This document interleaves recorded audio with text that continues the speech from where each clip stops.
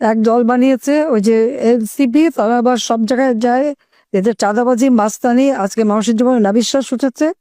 এবং আজকে গোপালগঞ্জে যে তাদের ন্যাক্কারজনক ঘটনা ঘটলো, তো এদের কারণে আজকে প্রায় 60-70টা প্রাণ ঝরে গেল। এবং আরো যারা আহত তাদের অবস্থা খুব আশঙ্কাজনক। ধারণা করা হচ্ছে যে 15 জনের মতো বোধহয় মৃত্যুবরণ করবে। আমি এর তীব্র প্রতিবাদ জানাচ্ছি।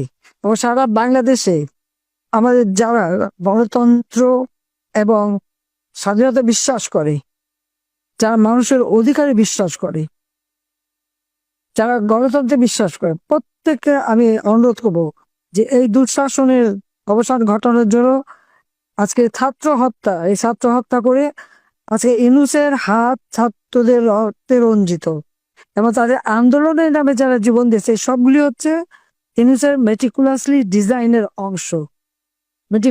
ডিজাইনের অংশ হিসেবে সে একের পর এক লাশ ফেলে।